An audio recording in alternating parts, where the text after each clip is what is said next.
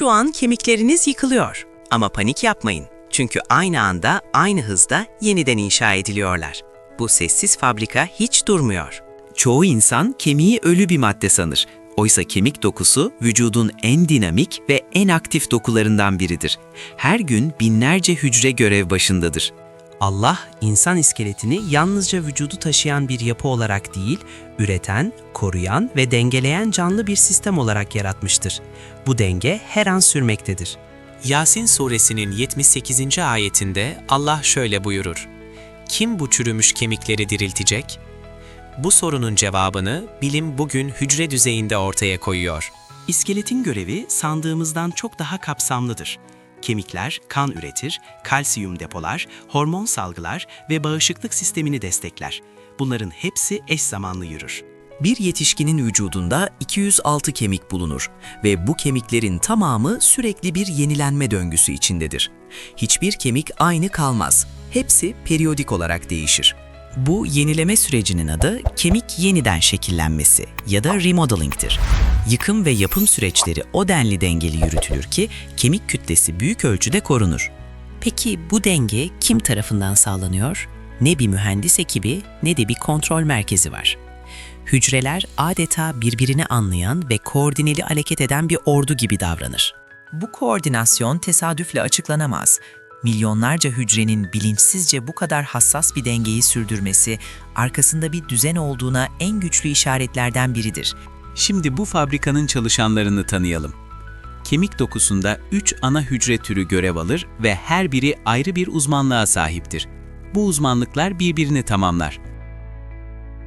Osteoklastlar. Bunlar kemik yıkıcı hücrelerdir. Görevleri eski ve yıpranmış kemik dokusunu eritip temizlemektir. Yıkım olmadan yapım başlayamaz. Osteoklastlar kemik yüzeyine tutunur ve güçlü asit ile enzimler salgılayarak mineral yapıyı çözer. Bu süreç rezorpsiyon olarak adlandırılır ve büyük bir hassasiyetle kontrol edilir. Osteoklastlar görevlerini tamamlayınca geri çekilir. Geride temiz ve düzleştirilmiş bir alan bırakırlar. Bu alan, osteoblastların inşaata başlaması için hazırlanmış bir temel gibidir. Osteoblastlar, bunlar kemik yapıcı hücrelerdir. Boşaltılan alana gelerek yeni kemik matriksi üretir ve mineralizasyonu başlatırlar. Fabrikada en kalabalık ekip bunlardır.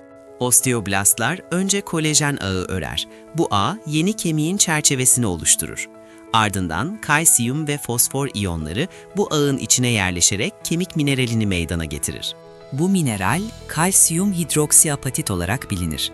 Hem sertlik hem esneklik kazandıran bu yapı, en gelişmiş insan yapımı malzemelerin bile ulaşamadığı bir mühendisliği yansıtır. Osteoblastlar görevini bitirince bir kısmı kemik içinde kalır ve osteosit adını alır.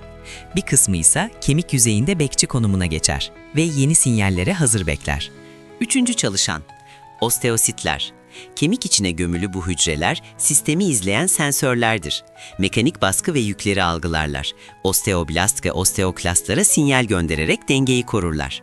Osteositler birbirleriyle ince tünel ağları aracılığıyla iletişim kurar. Bu ağın görüntüsü beyin nöronlarını andırır. Kemik kendi içinde bir sinyal sistemi barındırıyor demektir. Bu üç hücre türü birbiri olmadan hiçbir şey yapamaz. Yıkımsız yapım olmaz, sensörsüz denge olmaz. Allah'ın yarattığı bu sistem tam bir ekip uyumunu zorunlu kılar.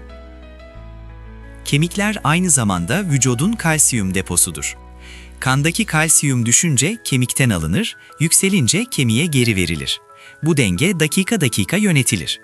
Bu dengeyi yöneten iki hormon vardır: parathormon ve kalsitonin. Biri kalsiyumu kemiğe verir, diğeri alır. Bu zıt güçler kusursuz bir denge meydana getirir. Parathormon, tiroid bezinin hemen arkasındaki küçük paratiroid bezlerinden salgılanır.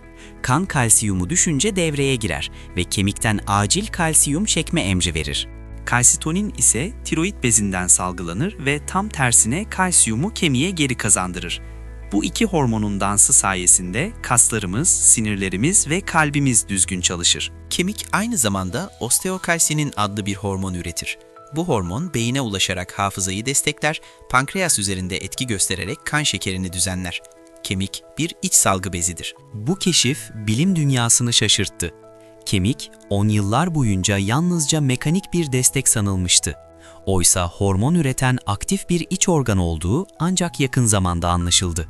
D vitamini de bu sistemde kritik bir rol üstlenir. Güneş ışığı deriden emilerek D vitaminine dönüştürülür ve bu vitamin kalsiyumun bağırsaktaki emilimini artırarak kemiklerin beslenmesini sağlar. Egzersiz kemiklere baskı uygular. Osteositler bu baskıyı algılar ve osteoblastları uyararak kemik yoğunluğunu artırır. Bu yüzden spor yapan insanların kemikleri daha güçlü olur. Uzayda yaşayan astronotlar ağırsızlık ortamında kemik kütlelerini kaybetmeye başlar.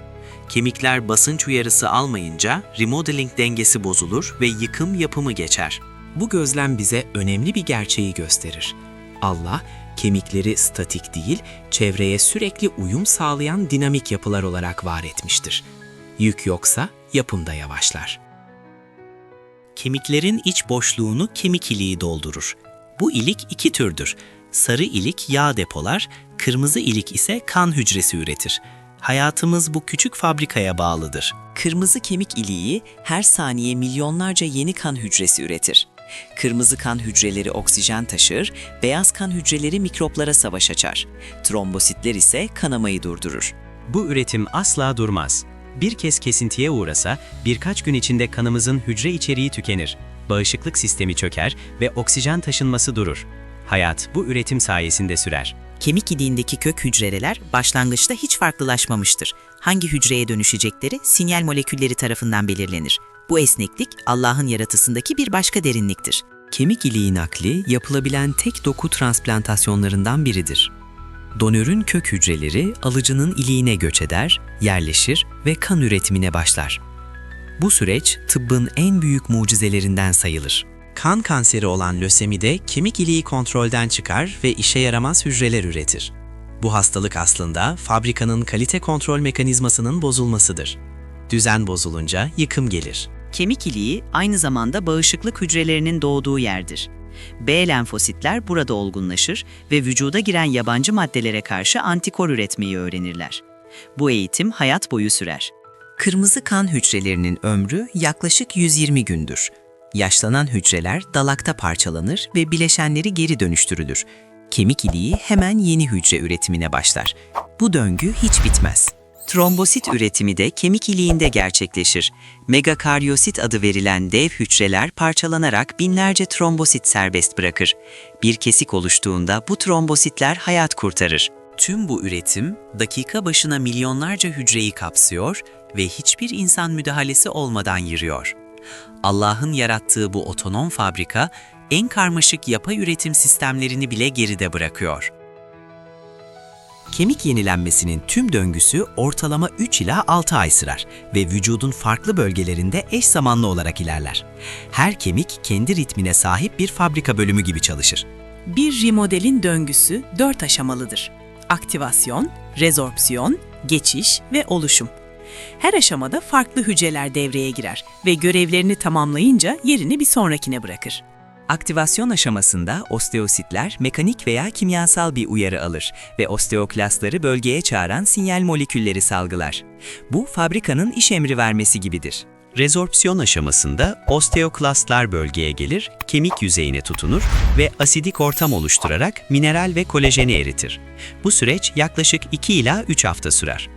Geçiş aşamasında osteoklastlar çekilir ve mononükleer hücreler boşaltılan yüzeyi temizler.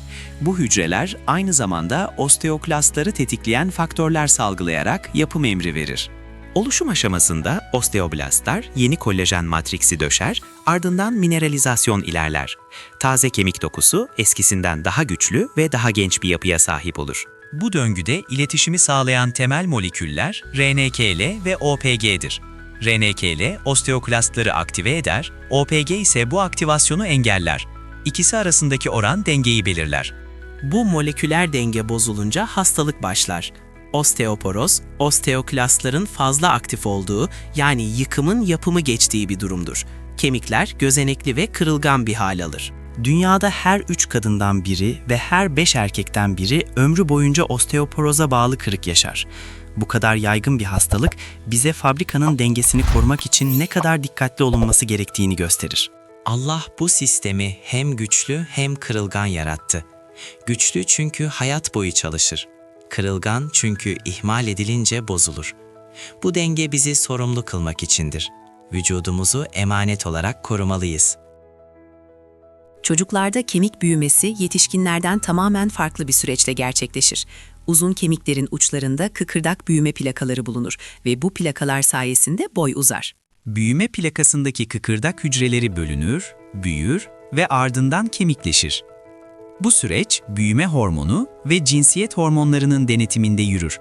Ergenliğin sonunda plakalar kapanır. Büyüme plakaları kapandıktan sonra boy uzamaz. Bu plakalar kemikleşerek epifizyal çizgiye dönüşür.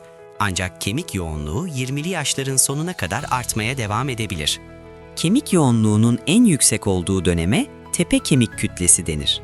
Genç yaşlarda iyi beslenme ve egzersizle bu zirveyi yüksek tutmak, yaşlılıkta kırık riskini önemli ölçüde azaltır. Yeni doğan bebeklerin kemikleri büyük ölçüde kıkırdaktan oluşur. 170'ten fazla kemik parçası zamanla kaynaşarak yetişkindeki 206 kemiği meydana getirir. Bu dönüşüm yıllara yayılır. Bebeklerin kafa kemikleri doğumda tam kaynaşmamıştır. Bu esneklik doğum kanalından geçişi kolaylaştırır. Doğumdan sonra bu kemikler birleşerek kapalı bir koruyucu kasa oluşturur. Büyüme süreci, vücudun her boyutunu eş zamanlı olarak koordine eden bir senfoniye benzer. Kemikler, kaslar, sinirler ve organlar uyum içinde büyür. Bu koordinasyon baş başına bir mucizedir. Kırıklar iyileşirken remodeling hızlanır.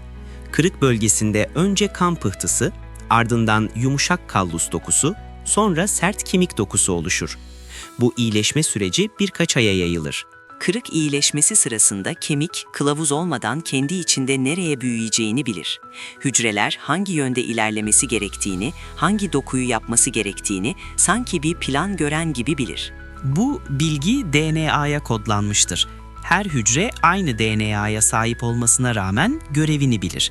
Ne zaman durulacağını, ne zaman büyüneceğini, ne zaman ölüneceğini. Bu kodun kaynağı Allah'ın ilmidir.